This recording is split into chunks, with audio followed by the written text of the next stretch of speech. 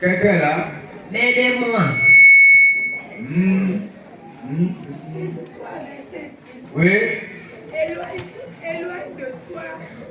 Après un premier, Oui. un second avertissement. Oui. C'est histoire nous venons now ya passer nous comptons bona wewe go. Celui qui provoque la division.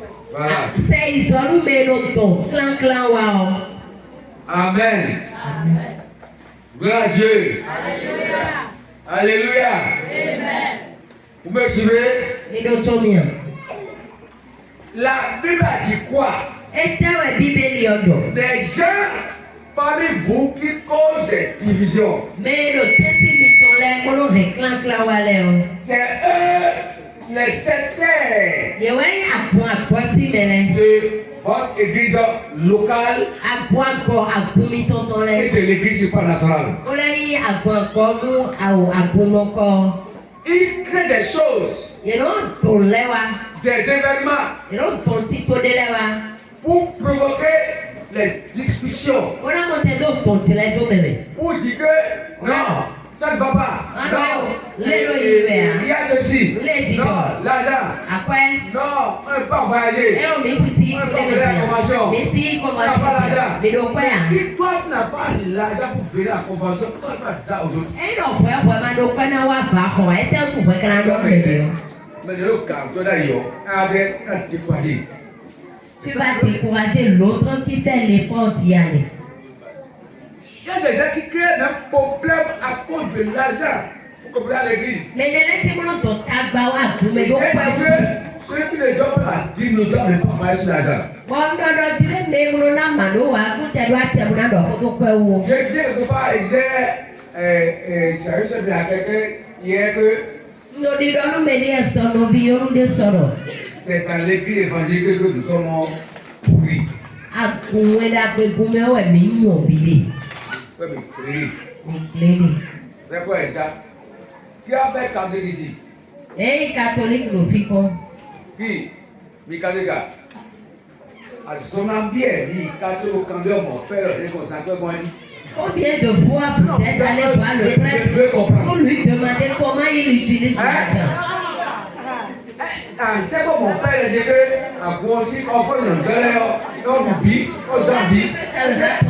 C'est bon. On dit que c'est le pasteur qui mange, le prêtre qui mange l'argent de l'Église.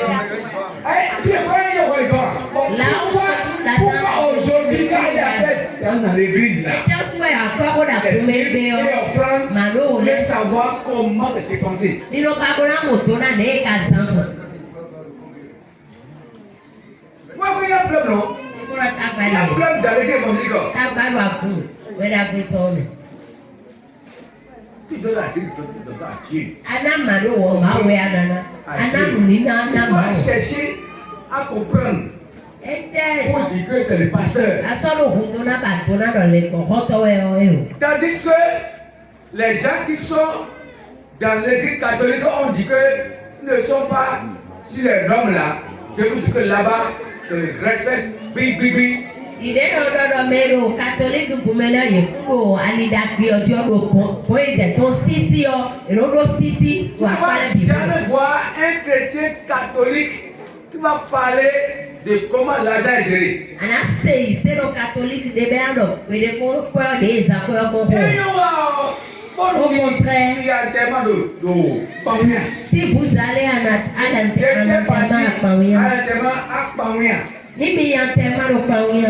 Il y a tellement de pamia. Papa, il y a tellement de pamia. Quand je suis parti là-bas, là, On est on a amené le quoi à l'église catholique. et c'est tu as pour Et catholique. chaque fois que je n'avais pas parti, On met la date de l'année pour je suis allé m'asseoir à On l'église. y est sur Yapome. Restez là, on a fait le tous les temps. Quand le film est long, elle est oui. On avait combien de temps? Tous les temps, il y a un problème. J'ai dit, si c'était l'église évangélique avec 2 heures de temps, ils vont commencer par murmurer. Mais les cas où on dort, Personne n'a rien dit. quand on est Quand ça sonne, dit que.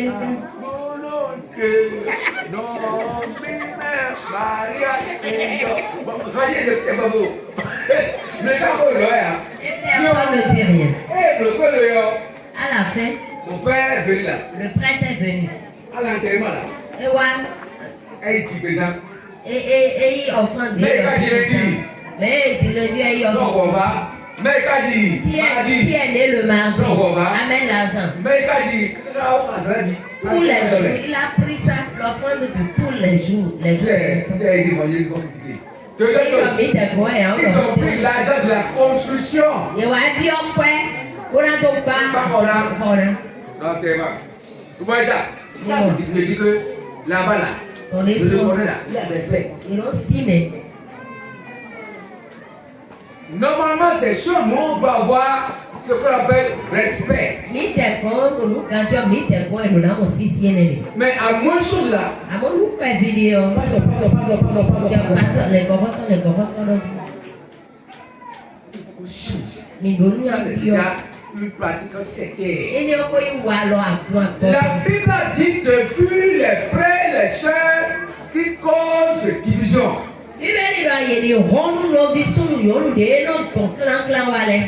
Quand tu vois un frère, il dit que la divinité est donnée là. Comment le parler? Je sais qu'on dit ils ont mis, ils ont mis, ils ont mis.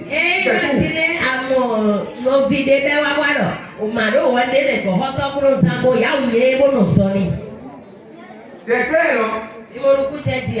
Là-bas, la quand la est donnée, vous voyez que on fait de l'assise. Je connais même des temps de prière. Je connais ça. Les gens viennent là, c'est là dans les sacs. Et on ne compte pas. Nous avons des cas. Ils ont dit qu'il faut faire un comité. Pour gérer l'argent. Quand vous avez trouvé ça?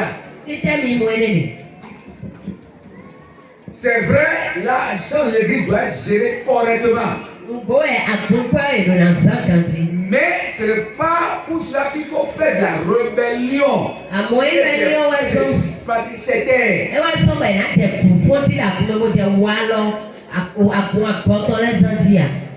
Alléluia. Soyons des chrétiens. Vous savez, quand nous travaillons pour Dieu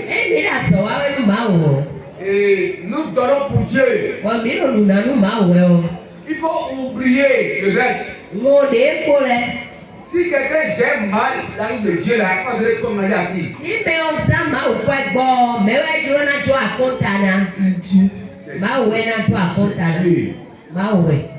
Quelqu'un me comprend?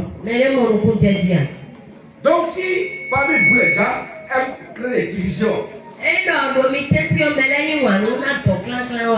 et c'est déjà là, il est mauvais. Il est mauvais. C'est déjà c'était. La Bible dit que il faut fuir des gens comme ça. Parce que les gens comme ça vont amener à la lèpre. Vous avez une malédiction. C'est pourquoi il faut fuir. Même si dans ta maison là, écoute-moi bien.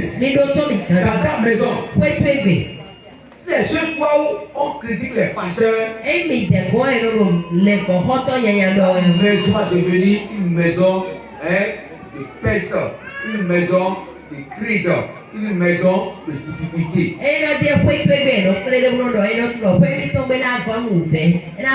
C'est ça.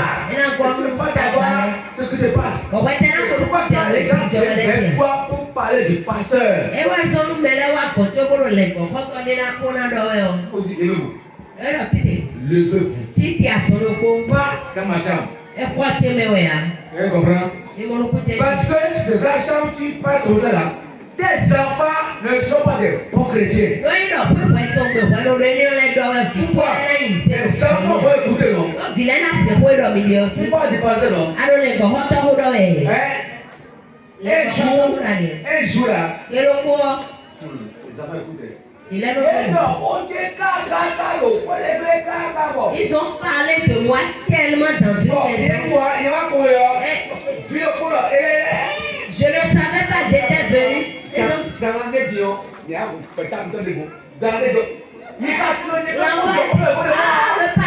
Le pasteur est venu. Bientôt maintenant, nous allons ouvrir une autre église. C'était comme ça, c'est préparé. Wọ́n tún lọ kójọ kó yóò pélé bó dọ́rọ̀ fílẹ̀ Le rẹ̀. slave de l'oeil, bon moyen, ça veut dire la couche en couteau. L'enfant quand il va venir bientôt va quitter son église. L'enfant, vous voyez que il se pose demain. Il va te le dire, on a une picture Il de va ça. le faire ça. Il est sous la blouse.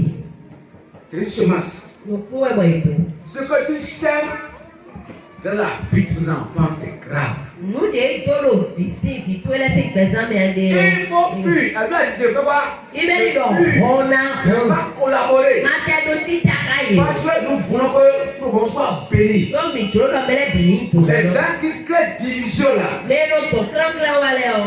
ne reste pas avec eux. Mano kwako yeko. Nous allons continuer pour lire Inalali nous como kanuno. Romains 8, 16 à 17. C'est quel là? 8, 16 à 17. Romains 8, verset 7.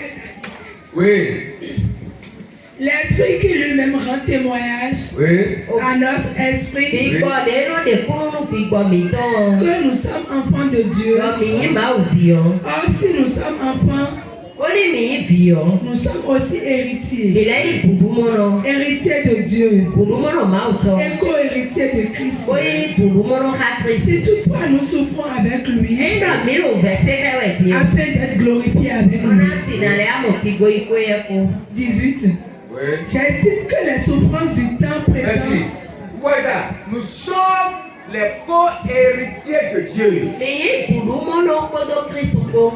Et le Dieu là a mis sur place certaines choses qu'il faut respecter. Bon ma was de leda ibo edona ndo En sisi. tant que co-héritier là, Di bubumono. je dois être prêt à défendre avec respect la cause de Dieu. Donado pesi so me bona je hundeji kodo sisi ko mwe ma utole. Prêt à défendre la cause de Dieu. Ni donado pesi so me bona je hundo ma usile. À défendre notre apostolat. Mina je hundo ma usile. Enfant des sectaires. Mata abu akwono leo. Il faut expliquer, Adona time. réexpliquer, Anale pacheme. afin que les gens puissent comprendre. Bodu meladi simo no Si ils ne kunjeji. veulent pas comprendre là, Ye mata mo no kunjeji ya. il faut les laisser. Joye do. Les écoute pas. Madoto yo. Il faut couper les liens même. Chicha dia doko ikose. Pour être en paix avec Dieu. Moi no fifa me ko ma uko. 2 Timothée 2, 23, lisez moi ça. 2 Timothée 2, verset 23. Nous allons lire les versets pour que vous compreniez. Micha, mina kawe, fole bo mina mono kujeji. 2 Timothée 2, 23. Oui, Repousse les discussions folles oui. O glodi dos iso. et inutiles, Ema mina wanwewe ayo. sachant qu'elles font naître des Les querelles. querelles O koinene o tile jeno toa. repoussent les discussions, O glodi do le o seizona. les discussions folles, O les lulu. discussions qui causent des O problèmes. koino to tagbawale. Pourquoi prendre une affaire de l'église et aller dans ta maison pour en discuter? Ete o to anzi aboko, o ije ko ito egbogbo do ho dewu. Et chacun va parler sur ça. O me lo krokoro je ho do dewu jino. Quand vous parlez là, Oni mi lo ho do ça donne quel bénéfice? le tani me mo mi goro mo yi. Ça veut dire avec les bénéfices là. Do le ano mo yi ni mi. On était là. Do le wa Mais le. si elle a donné des bénéfices, Me ka fi bo du le de me ko. mais on doit apprendre. O Apprendre. tre sa te ne. Tu vas t'aider. Tu vas te dire là, tu vas t'énerver. Na to akoro. C'est comme si toi tu n'as pas, tu n'as jamais de défaut. Lo e ti pa yo yo wa wa de to peri ado. Il faut les repousser les. Ero se iso iso. Il faut repousser. Se iso. Alléluia. Amen. 1 Pierre 3, 15 dit ceci. Un pied 3-15 dollars. 3, verset 15. Oui, Mais sanctifiez dans vos cœurs Christ le Seigneur, oui. Bon, mes classes, on lui a mis comme Christ à Roswell. étant toujours prêt à vous défendre Oui, Le petit sont maintenant dire au domitame. avec douceur oui. Odo fifa et respect Odo sisiko. devant quiconque vous demande raison Quand t'as mené pour le petit job à l'omidiwe. de l'espérance qui est en vous. Nous condamnons de l'omimeo. Amen. Amen. Vous savez, Dis-toi. enfant des sectaires, Ado, floa à boire, voilà si nous go. elle dit que les sectaires, c'est pas seulement ailleurs. Il y a des sectaires même au milieu de nous. Quand vous prenez une église là, même locale, vous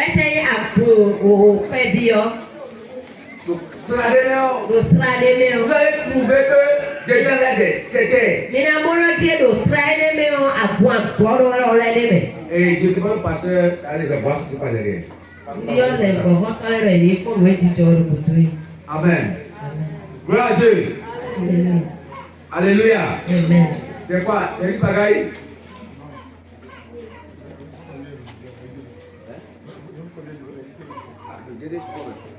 Gloire à Dieu. Alléluia. Alléluia. Amen. Dans l'église, c'est quoi un peu comme c'était? Comment? Un c'était? C'est quoi le passé dit là? Si un frère, une soeur, regroupe d'autres personnes pour dire nous.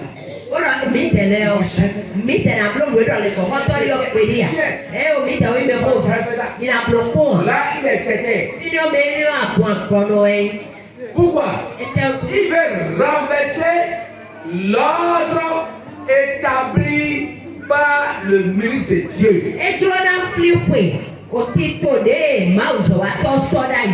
Je donne un exemple. Alléluia. Amen. Quand on commence l'adoration, le passé dit au cours de l'adoration là, l'on peut voir les gens qui vont marcher dans l'église. Il va attendre dehors. Amen. Amen. Alléluia. Amen. Maintenant, toi chrétien là, vous dites que je vois que j'aime ça, c'est dans plusieurs églises. Et c'est le pasteur Bago qui a commencé ça à Zivier. C'est ça.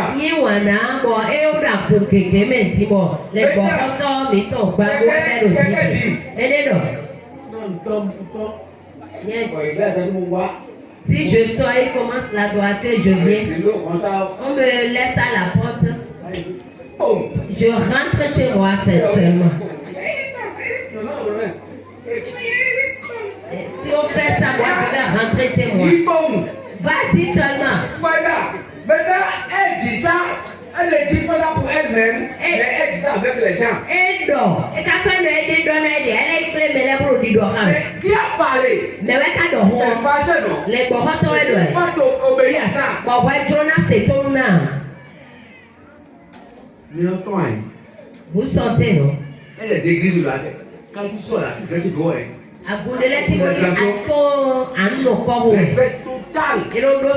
Pourquoi on veut le libertinage dans l'église? À part que maintenant là, ça doit cesser. Parce qu'elle parle, on obéit. Alléluia. Amen. C'est très important. Ne pas dire ce qui est contraire à ce que le pasteur prêche. Il faut On dit, mais sanctifiez vos cœurs. Christ est Seigneur. Il est toujours prêt à vous défendre. Alléluia. Amen. Gloire à Dieu. Alléluia. Au certain, nous devons opposer une seule âme. Il y a une seule âme là pour apprendre, pour les prendre. J'ai quelle âme?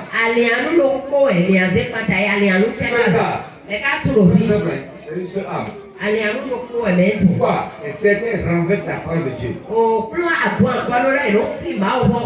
Maintenant, on va prendre quelle âme pour aller contre eux. Et que ici, il y a une âme qu'on peut prendre pour combattre les fausses doctrines. La Bible a quand même pour elle. Alléluia. C'est la parole de Dieu authentique automatiquement Oh, prêt oh, Mauto, oh, John, ouais, menacé. pour aller contre eux. Voilà, pas nous connaître. Amen. Amen. Exemple, Akadire. quelqu'un dit Aidez nous. que Jésus est déjà revenu. Jésus pour les quoi? Pas être la Bible, non. Bon, Il dit, elle a dit que tout a eu bon, mais là, il Bible, mais moi, la Bible, il donne. Et les quoi, nous pour les bien à moi. Elle a dit que quand elle était là, Bible, il donne, nous d'autres, on les met. que les gens ont dit Seigneur. Et là, la cour, Christ est venu ici. Je suis allé. Je ne croyais pas. Pas dit, nous, C'est déjà une âme. et nous, il y a rien, nous, donc. Donc, à chaque fois que la hérésie là, on prend la parole de Dieu pour aller les combattre. Oui, c'est pour un c'est mal, pour un Donc, comme j'ai dit hier qu'il y a une scène qui est maintenant arrivée et ils ont pris des gens qui disent que quand l'injustice sera venue là, il va vous conduire dans les vérités, ils sont cachés. Oh, il est dans mon soir, pour les voir, pour les gérer, et c'est chancy, les frères, nous piquons, ouais, ouais, nous n'avons pas de bien, nous n'avons pas les mains. Maintenant, eux, ils ont trouvé, ils sont cachés. Ils Ils sont maintenant en Chine. sont Et c'est ça que Dieu a envoyé et que c'est ça qui est caché maintenant. Et lui, il est Jésus qui est arrivé en Chine. Ils sont restés à tous travailler. Ce qui est caché pour eux. Ils sont cachés pour moi. C'est ce qui s'est passé là. Où on tuait les apôtres. Et on a amené l'apôtre du Jean pour tuer. Et on l'a mis sur un tonneau rempli d'acide. Et c'est sur le feu. On va couper en haut. L'apôtre du Jean va tomber dans l'acide. Et le roi. Quand ils vont couper la corde là, voilà, pour mourir, l'acide va tuer encore à chaud. Il va montrer de nouvelles choses. Quand ils ont coupé là, son pied a été le bord du tonneau. Il s'est renversé. Il a tout fait. C'est là où il est entré dans la brousse. Pourquoi Dieu a encore des choses à dire. Et s'il meurt, il est fini. Et quand il courait là, il est rentré dans l'eau. Et il a nagé. Et en nageant, il a vu une île. C'est une partie qui est au niveau de l'eau, mais qui est sec. Là où il s'est couché. Il laisse Dieu arriver. Maintenant, je vais te montrer les choses cachées. C'est ça l'Apocalypse que nous avons. C'est ce qui est caché. Dieu a montré ça. Et quand Dieu a montré, il dit quoi? N'ajoutez plus le étranger. Tout est oui et amen.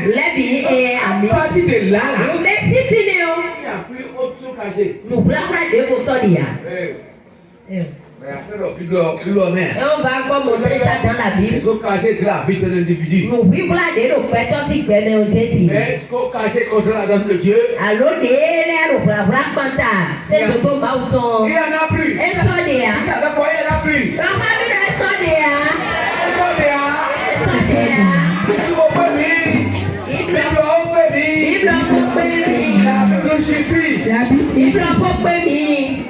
On va dire que Dieu va révéler que c'est comme ça qu'on va adorer. La manière dont on va adorer Dieu, c'est pas dans la Bible.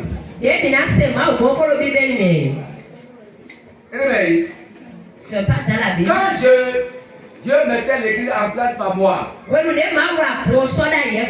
m'a dit piscine de Siloé. Dieu m'a dit opération plein de graines.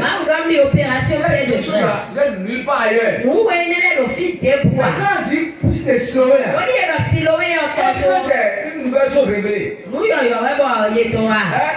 C'est pas dans l'eau là où quelqu'un lavait les yeux, il a vu clair. Ton mère est mêlée, il faut nous mêler bon, nous comptons vous mettre au reste C'est ça que Dieu a dit que vous allez faire convention. bon, pour finir, ma ou dans le binado va pas Il parler. faut voir clair. Bon, mais non va pas comme il tourne dans le monde, reste le pays tombe. C'est une nouvelle chose. Nous y a rien né.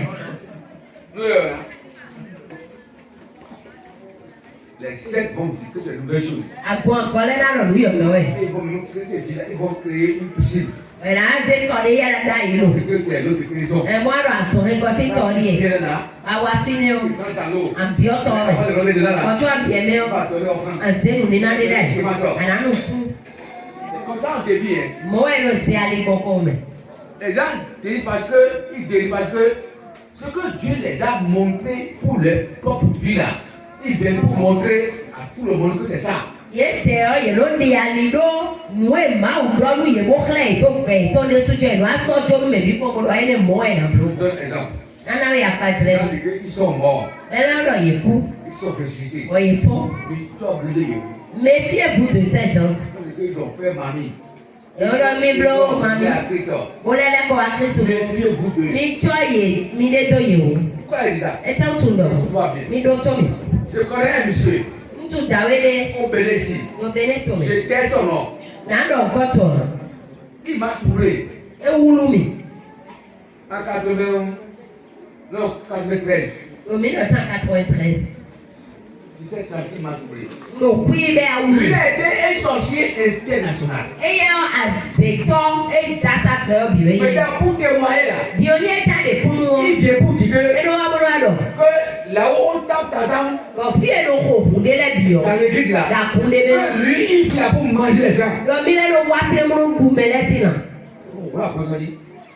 Voilà que on tape ça Il dans mon dit, là-haut on parle en langue là. E do fi e do to pe ko pa de. Ile azeto le do wa te mo bu me Moi, je ko. parle en langue.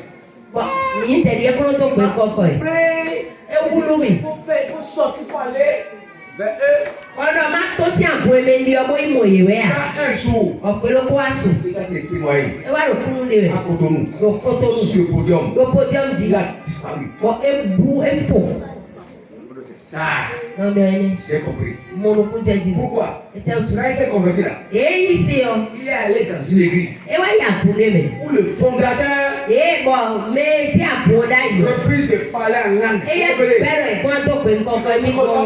Ẹ bẹ̀rẹ̀ ìkún àkókò. Comment taper les mains seulement? Alọ́kẹ́lẹ̀ ìtẹ̀ náà kò. C'est ça que il a pris Ẹni ọwọ́ ẹyẹ sí. pour mettre ça dans son Why témoignage. sọ́dọ̀ kúrú dídí ẹyẹ tọ́ mi? Ça c'était bien ça. Alizi Il sẹ́lẹ̀. a montré. Ne ma kọ́ ya Il lọ. ne parle là, tu vas croire que c'est ce que Dieu lui a Ẹyin náà montré. yóò fọdọ́ mi àfẹ́ tó lọ mú ẹ̀ máa wù dọ́ ní ọwọ́ sí. Et c'est ce que l'autre l'a dit.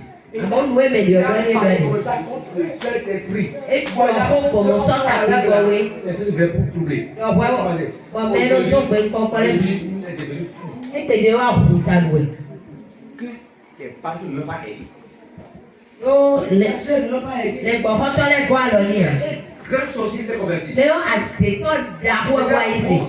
Il dit des choses qui n'existent pas. Kọ̀mí ayélujára ti lọ sí ìwé má tìyàn C'est lẹ́yìn comme lọ. ça qu'il faut intervenir. Mú ẹ̀ ló blóbló de Il y àlè. a des gens qui sont morts, qui sont ressuscités. Mẹ́tẹ́lẹ́ kúrò gbogbo fún. Quand ils te parlent là, Ó ní èrò kó dánú ẹ̀wẹ̀. waouh, c'est très correct. Àmúlò kó sọ̀kè. Si quelqu'un est mort, il est ressuscité là, il faut voir ce qu'il dit dans la Bible. Lédè kú, ó fún wa lò kó dọ̀ ìpèjì kó wá kó lò bíbélì ọ̀rẹ́. Vous avez compris? Ìmọ̀nùkú jẹ́jì Vous à. avez compris, non? Ìmọ̀nùkú jẹ́jì à. Quelqu'un qui a fait le monde, il témoigne que, écoutez-moi, il est allé dans l'église. Mẹ ọblọ́ àyẹ̀fọ́ mẹ́wọ́ àkúndé rẹ̀ yí àkúndé kó àìkúndé mẹ́. Dans le mono, Yí àkúndé mẹ́ ló mọ́nú kan mẹ́tọ́. qu'est-ce qui s'est passé? Dákàjọ́. On a interdit à tous ceux qui sont là. Regarde là. Ouais, on a un bagot. Ouais, c'est là porté là. Mímọ̀ màmá àfàgbọ́ mímọ̀ mú ètò yà. Voilà, là. Pierre dédú àwùjọ wọn. Ils ont interdit que toutes les femmes que étaient dans le même brûlées. Ìrọ̀lú yòókù ètò àkúndé mẹ́ ló Parce kó wọ́n. qu'il y a quelqu'un qui a été témoigné maintenant. Il dit que tous ceux qui portent Pierre là, qu'ils sont dans l'alliance. C'est pas vrai. Yẹ́rọ jílé yèyé mẹ́ ìyọ̀mú dàkọ́ mẹ́ gbọ́dọ̀ Pierre dàwùlẹ̀ yìí níbi Pierre lẹ́bi sẹ́ kó tó sọ̀rọ̀. Mẹ́lẹ́ ló kúrú déwẹ̀ tí mo lọ àtọ̀jẹ̀ puis au roi les nous mais aller. Et l'église a dit que les saints sont levés pour brûler. Bon à quoi de Dieu est bien dans les J'ai appelé le sorcier en question. bon il y aura c'est toi. Il dit, viens me voir avec ta go. Bon non wa côté de ta. Je vais te payer l'argent de retour. Na somme au roi de Dieu. On a nawe. On a nawe comment? On a d'autres retrouver. Tu vas payer. Il n'est jamais venu.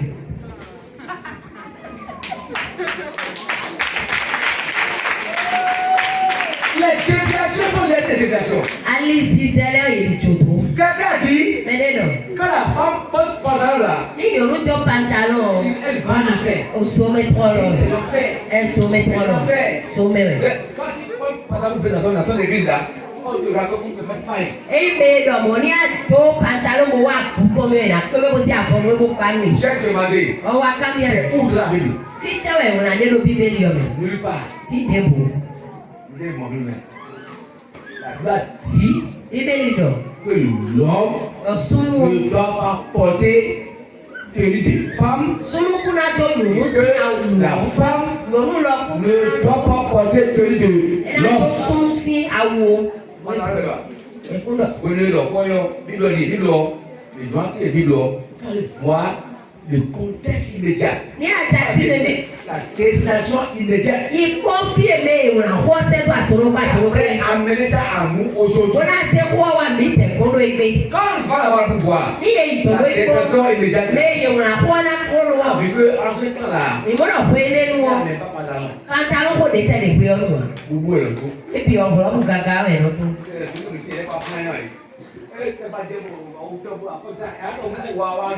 C'est facile. Et là bon, vous bébé donc vous. Et quand c'est comme ça là, On est au on monde. a dit qu'il y a des tenues pour les femmes. Ah vous délai Il y a des les choses là, gens. mais non, de paille, il fait comme ça là. Il fait comme ça là. Les sons là l'on sait, à voir vous sait quoi ça mais vous blanc. Mais aussi pour moi, La femme ne peut pas faire ça. c'est refusé. Et bien, Maintenant, yo. la table a dit que on va en enfer. Na wewe ndo someye il est au Elle a pantalon. voyagé. Oye le choix il On faut. est en Afrique du Sud. Oye Afrique du Sud. Il est voyant. Arrivé là-bas, Le vent, la fraîcheur là. tu as On tonton. va en tout cas. On vient au timé. On va nous On est tomber. bon, Tony. On est pour pleurer. Maintenant, qu'est-ce qu'elle a fait? Et c'est bleu. Elle me fait partir dans la boutique. Si on doit le choix il boutique mais. Pour acheter pantalon. Oui, ben pantalon. Et voilà, elle a dit, vous le connaissez.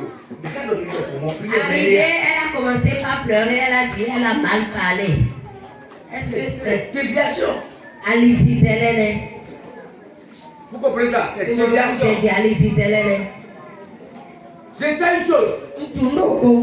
On ne doit pas porter des tenues extravagantes. Des tenues sexy. Quand c'est un pantalon, ce qu'il faut faire, c'est que tu protèges bien. Mais nous avons tout le monde qui est clair, puis on a Et il faut comprendre aussi que quand on dit pantalon, il y a pantalon de femme et pantalon d'homme. ni elle est le pantalon et le son comme là de yon. Ça, c'est notre temps. Oui, mais tant qu'on est, Si on a bien que nous avons le temps de nous vendre moi, on va refuser que vous ne va pas faire. doit Donc, si c'est ça, on va même pas porter cette tenue. pas rester dans les bagouilles là. Mais en autre, pas que les qu'elle C'est ça.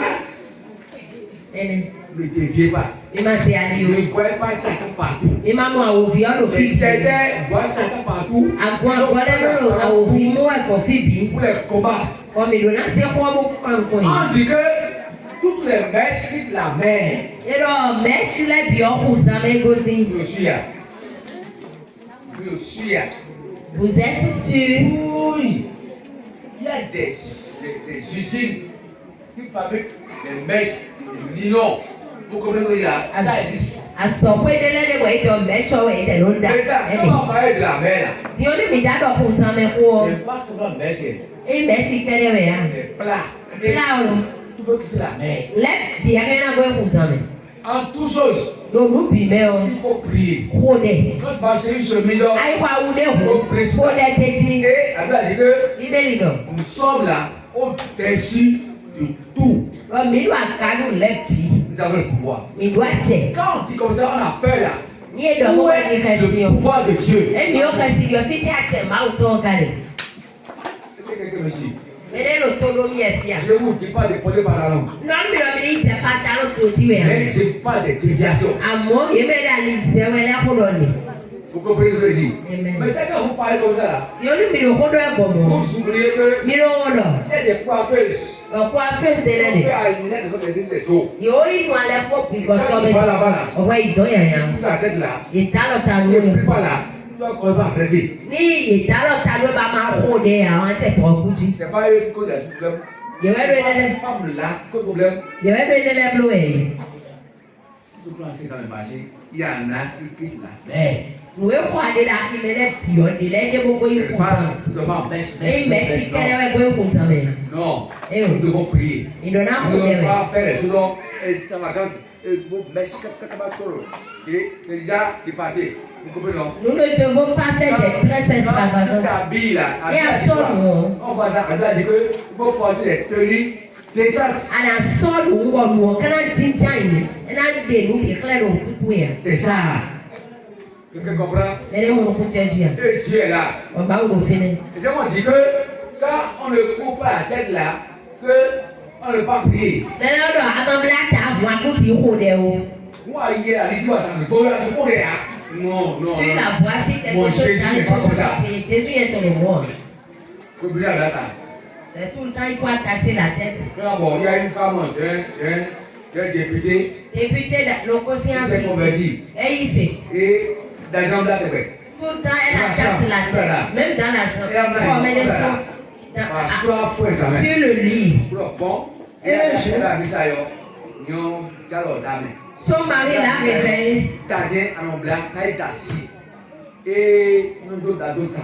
Son mari l'a réveillé et lui a dit, moi là, j'aime mettre la main dans les cheveux. Et voilà que toi, tu t'es converti, tout le temps, tu as la tête couverte. Maintenant, je vais prendre une autre femme pour pouvoir mettre la main dans ses cheveux.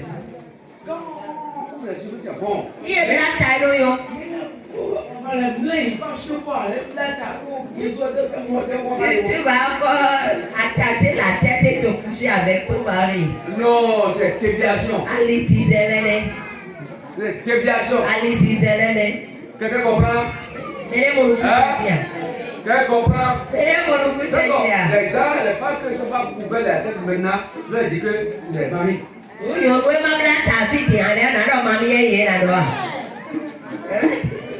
Un jour là, j'étais allé quelque part. Je devais plus tard. Je suis entré dans l'église. Et ils ont prêché. C'est longtemps. Ils ont dit que l'homme ne doit pas porter chapeau. Et ils ont récité. Mais qu'est-ce que tu dis que pourquoi? Quand tu portes, tu ne dois pas prier. Donc il faut faire le trou en gros ici. Par contre, depuis pour porter là, il faut faire le trou en haut du chapeau avant de prier. Nous sommes là. L'église là, c'est quand l'église obéit. Nous sommes là maintenant. On est là, non? On est là, Le gouvernement a dit qu'il faut porter casque. Et puis, il y a un casque d'otal. Il y a un je vais voir comment ils vont casser le casque. Donc ça dit que si je mets casque là, même si il y a un casque, on ne peut pas dire on le dit.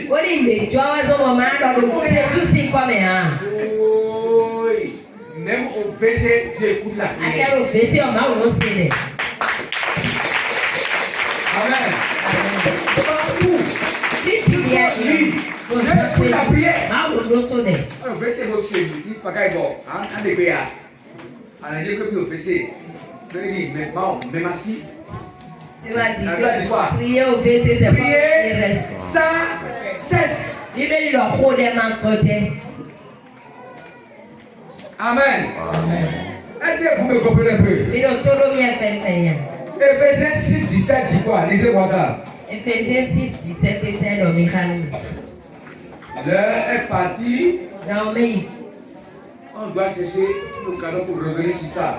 Mais le number après nous dans les lettres white. Pour le programme de l'évaluation. Ok, allez-y. Éphésiens Oui, allez-y. 6, verset 17. Oui, Prenez aussi le casque du oui, salut salut. C'est par contre les cantons de et l'épée de l'esprit, qui est la parole de Dieu. Qui est la parole de Dieu?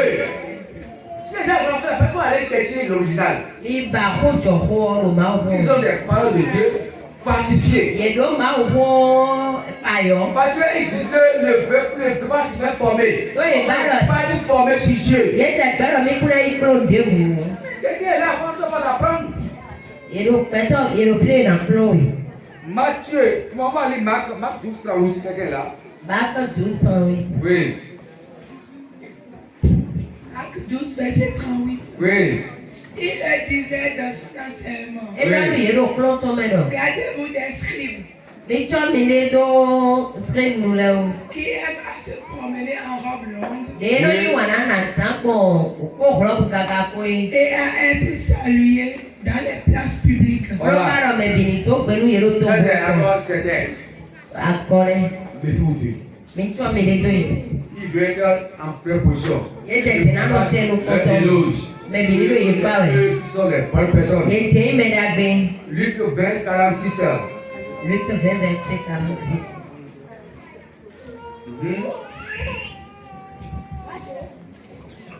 Allez-y. Luc 20, verset 46. Oui, Gardez-vous des scribes oui, qui aiment à se promener en robe longue et à être salués dans les places publiques,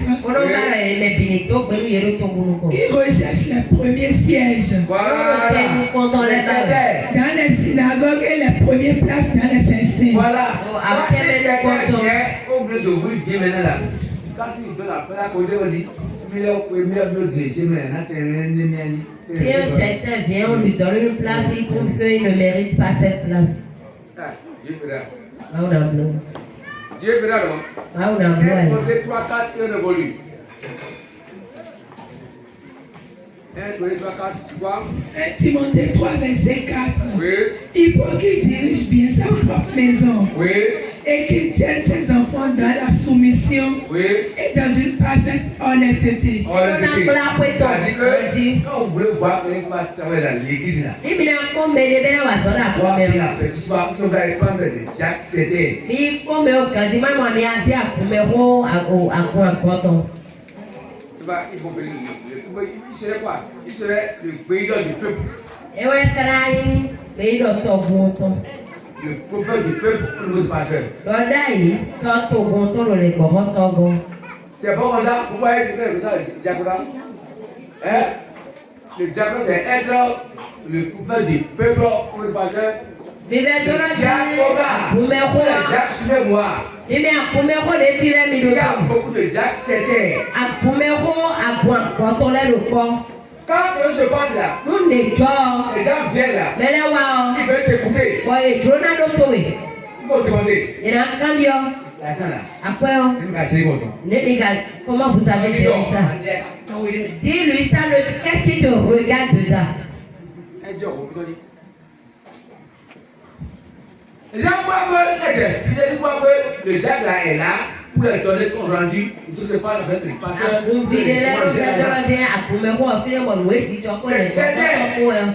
Les diacres sont là pour, quelqu'un a dit, pour monter les grands. Le diable est là pour accompagner le pasteur dans ce qu'il a fait. Pour être chargé de collecter les fonds, les choses de l'église et à gérer avec eux. Certains vont dire que quelqu'un va venir là.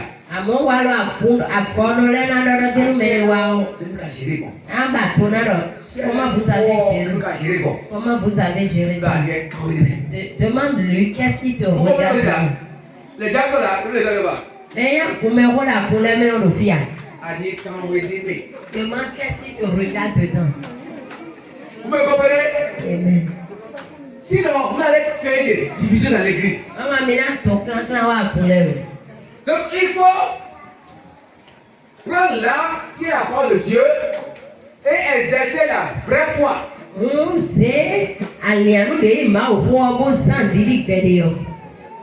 Examinez vous-même pour savoir si vous êtes dans la foi ou bien vous êtes dans les sectes. Mi keje mi de le kon ko lo je mi ka kuro ndi yo me aro mi o ti abo ti an yo ji e. C'est examiner devant la parole de Dieu. Keje we de su ko lo ma o. Somme 139, 24. Somme 139 verset 24. Oui. Il dit quoi? Éternel. Oui. Regarde si je suis sur une mauvaise voie. Oui. Et conduis-moi sur la voie de l'éternité. Le chrétien, le diable et tout le monde doit s'examiner devant Dieu pour dire, oh Dieu, regarde-moi, si je suis sur un bon chemin. Mais déjà, quand toi, diable, toi, chrétien, tu vois que tu connais tout là. Là, tu es pas toujours. Adona, quoi, bête, ouais, polo, ma ou quoi, pour me ho, à pour vivre, on a polo, j'ai mis polo, à l'ida, biodiaji. Et ma moi, nous, voilà, polo, j'ai la coffee, bibono, fibi, voilà, bino, à vous outils d'un béton. C'est que vous pensez ça, si vous aussi, vous commencez à le partout, Mais là, à tout fort, on a le meilleur camion, c'est moi, et que tu es partout. Alors, fibi. Et tu connais tout. Moi, l'apôtre ici. Je ne connais pas encore tout. Je suis encore étudiant. La parole de Dieu. Dieu est le Dieu de grande dimension. Il peut se révéler à moi dans une autre dimension par sa parole aujourd'hui.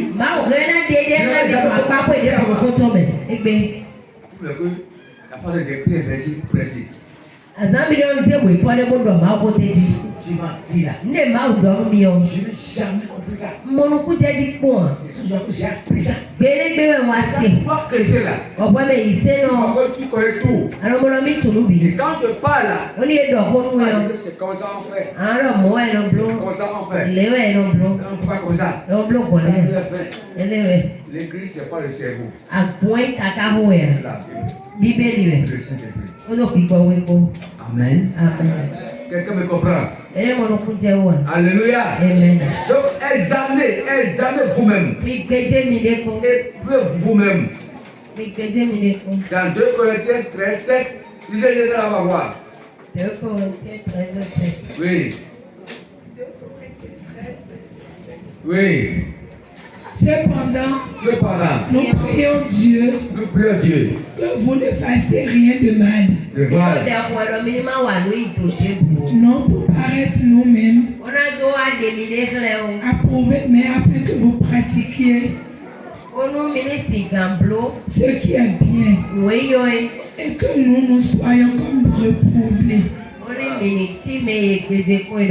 Amen. Gloire à Dieu. Alléluia. Maintenant, comment vous allez savoir que quelqu'un est dans les sectes? C'est ce que je vais dire tout à l'heure. D'abord, il faut les observer. Il faut les observer. Pour voir le sectaire. Amen. Pour voir le sectaire. La Bible dit quoi? Il va s'élever de faux Christ parmi vous.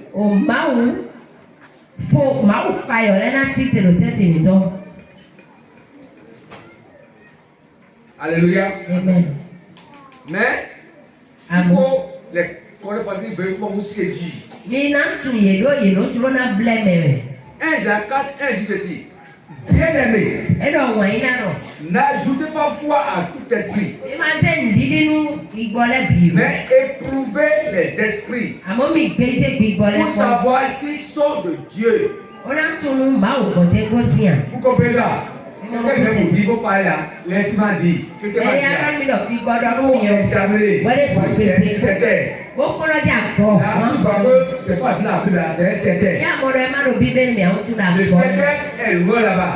Le certain est à cause de toi ici. Il faut être détecté. Leur but là, C'est de t'enlever du chemin du salut. Christ t'a libéré. Et ils ont des chefs. Le chef là, c'est de tordre le cours des Écritures.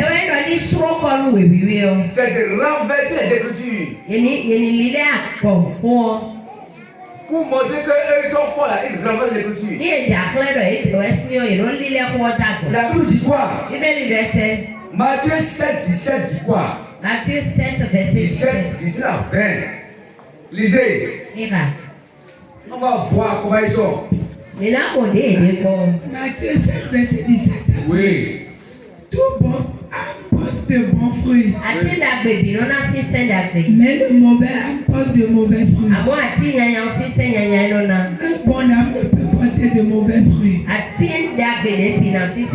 Ni un mauvais arbre peut porter de bons fruits. Tout arbre qui ne porte pas de bons fruits est coupé et jeté au feu. Ça veut dire que les certains là, on va les reconnaître par leurs fruits.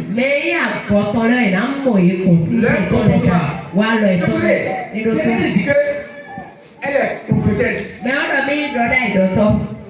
Que Dieu est avec elle. Dans le quartier là, c'est elle qui insulte tout le monde. Vous êtes là? Laisse-le dire à lui. C'est l'esprit de Passa qui est en lui. Et non laisse-le Dieu. Là, c'est déjà un secret. C'est une déviation. Les gens vous disent que tu ne vas pas aller à l'hôpital. Non. Ne pas à l'hôpital. Le chrétien ne va pas à l'hôpital. Je suis Dieu guérit sans médicament. Dieu guérit aussi avec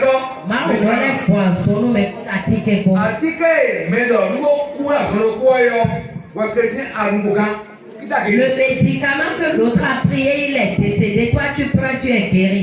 C'est Dieu qui t'a guéri.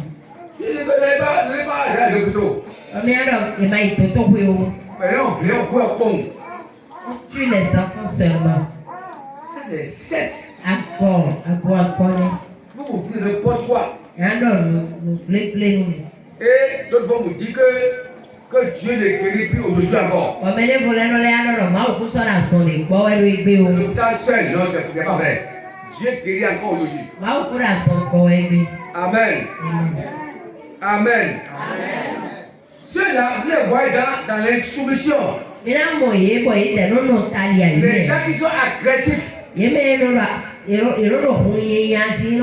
vont vous agresser, vous tromper, mais dans chaque fois, c'est-à-dire quand on va aller dans les sectes là, ils font des choses là, vous emprisonnez mentalement. Tu vas avoir peur. C'est fort. Vous allez suivre, c'est la vérité. Ouais, ça. Ils ont semé la peur. Tu as peur. Dans ta peur là.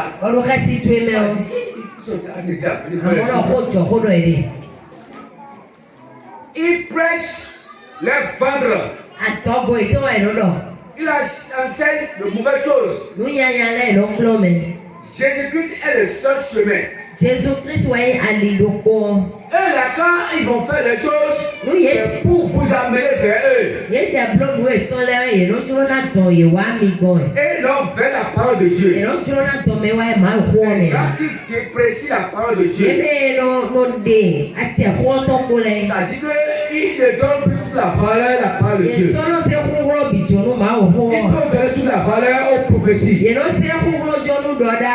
Mais eux là, c'est la prophétie ou ce que le chef dit. Je dis quelque chose. En tant que président de l'église, je vous enseigne quelque chose.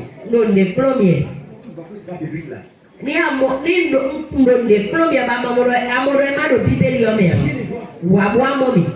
On va parler.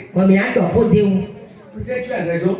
Vla pour être éjossi. Peut-être j'ai tort. Vla pour n'y avoir de Je kodoko. vois que tu as raison là. Oni mono pour être Je éjossi. vais faire corriger. Na le wato bungo mwale ado. Tu me comprends? Mene mono kujeji. Nous voulons aller au ciel. Lo serpe iwe mi me bile. Il n'y a pas l'orgueil. Oyi wo de Il me. n'y a pas le risque pour tous. Oko ma uto mi me bito. Alléluia. Amen.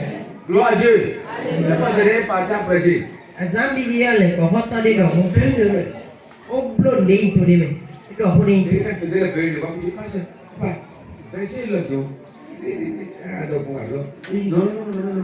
Et après, je lève quoi. Après, il a vu le péché de la maison. Il a vu celui qui a fait erreur. Il est fait corriger. Ewa ya de esekwa bonando ko ni te we gbegbe bo ewa ya ipo ipe bo aka we fo e mo lo je mi we do ko boyo eleko wa wa Qui est allé à une conférence. i klede Et j'ai été présenté comme docteur de la parole. e so mi to gesidi Celui qui enseigne, il a fait des grands.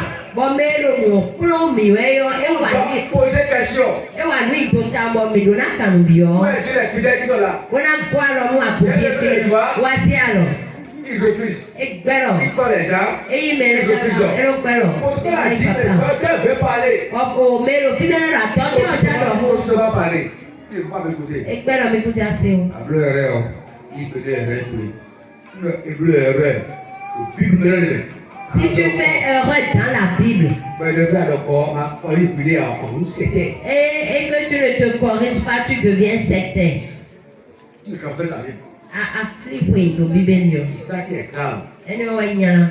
On lui a dit hier, on dit ne pas manger ces aliments. Les sectes falsifient la Bible. Oh, il y a un point qu'on a là, il y a un Bible, il y a pas 2 Corinthiens 2, 17.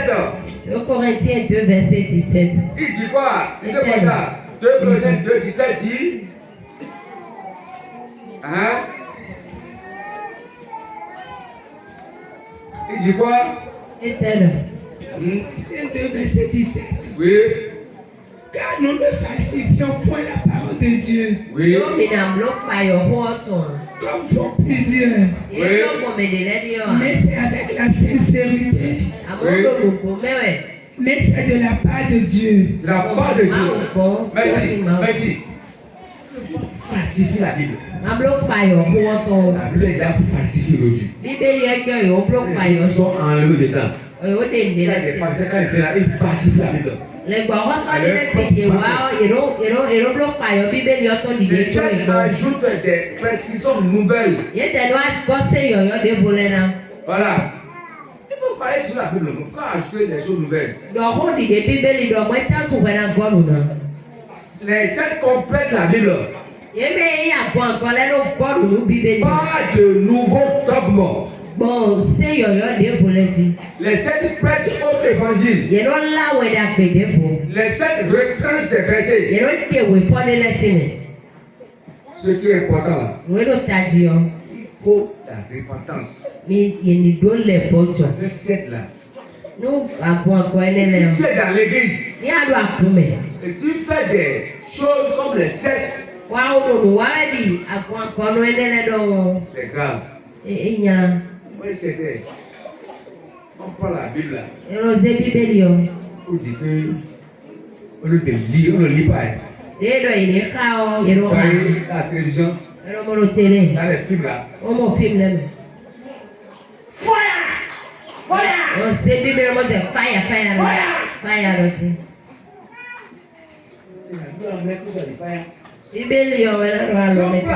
On lit. C'est